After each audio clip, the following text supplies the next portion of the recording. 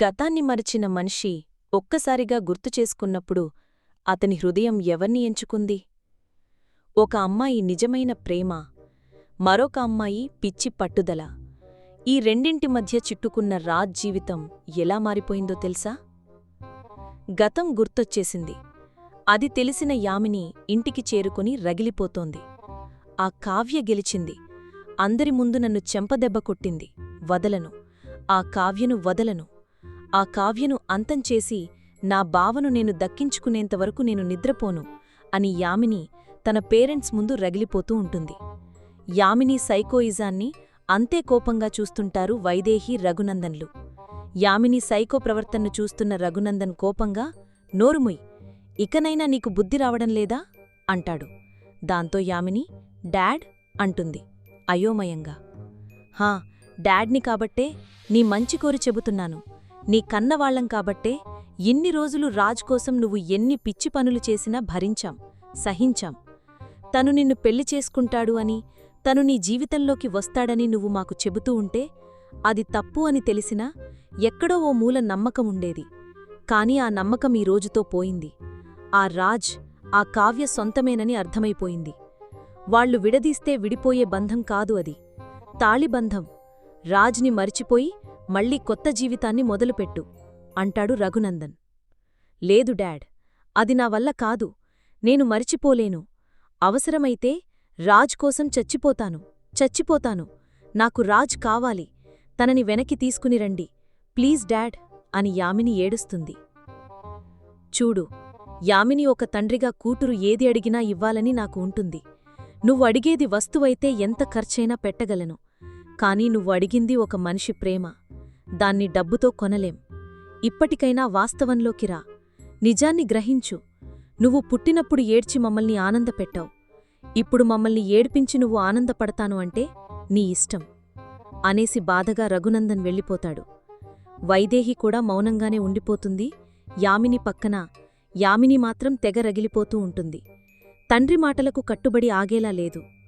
అంతా డాక్టర్ దగ్గరకు వచ్చి, ఇప్పుడు చెప్పండి డాక్టర్, మావాడు ఎందుకిలా మాట్లాడుతున్నాడు అని ఆరా తీస్తారు. దాంతో డాక్టర్, చూడండి, సాధారణంగా ఇలాంటి కండిషన్లో ఉన్న పేషెంట్స్ గతాన్ని మరిచిపోయి నార్మల్గా జీవితాన్ని నడిపిస్తూ ఉంటారు. ఏదైనా షాక్ వల్ల మళ్లీ గతం గుర్తొచ్చినప్పుడు వాళ్లు ఎక్కడైతే గతం మర్చిపోయారో అక్కడినుంచే వాళ్ల జీవితం ప్రారంభమైనట్లు భావిస్తారు. ఆ రోజు శ్రీశైలం వెళ్ళినప్పుడు యాక్సిడెంట్ జరిగింది కదా, ఆ రోజే విరోజు అనుకుంటున్నాడు. మధ్యలో విషయాలేవి తనకు గుర్తులేవు అంటాడు డాక్టర్. ఇకనుంచి రాజ్ మీ అబ్బాయిలానే నార్మల్గా ఉంటాడు. తనకు చిన్నప్పట్నుంచి జరిగిన విషయాలన్నీ గుర్తుంటాయి. కాకపోతే యాక్సిడెంట్ తర్వాత తాను గతం మరిచిపోయాడు అన్న ఒక్క సంఘటనే గుర్తుండదు. అంతకుమించి ఎలాంటి సమస్య లేదు అంటాడు డాక్టర్. ఆ దరిద్రాన్ని గుర్తు పెట్టుకోవాలని మేము కూడా అనుకోవడం లేదు డాక్టర్. చాలా మంచి వార్త చెప్పారు అంటుంది ఇంద్రాదేవి సంబరంగా. రుద్రాణి, రాహుల్ ఇద్దరూ తెగ రగిలిపోతారు. ఈరోజే డిశ్చార్జ్ చేస్తా, తాను స్ట్రెస్ తీసుకోకుండా చూసుకోండా చాలు అని డాక్టర్ చెప్పడంతో రాజ్ని ఇంటికి తీసుకుని వెళ్తారు. ఇక ఇంటికి తీసుకుని వెళ్లే ముందు కావ్యను రాజ్ దగ్గరకు పంపిస్తారు అంతా. అక్కడ కావ్య రాజ్ ముందుకు వెళ్లేసరికి రాజ్ ఆనందంగా కావ్యను చూసి, నువ్వు ఇందాక నేను కళ్ళు తెరిచే ముందు ఎందుకు లేవు అంటాడు గంభీరంగా. ఈయనకు గతంతో పాటు మొండితనం కూడా తిరిగి వచ్చినట్లుందే అని మనసులో కావ్య అనుకుంటుంటే రాజ్ ఎమోషనల్గా, మనకు యాక్సిడెంట్ అయిన ఆ క్షణం నేను ఏం కోరుకున్నానో తెలుసా? నీకు ఏం కాకూడదు అని.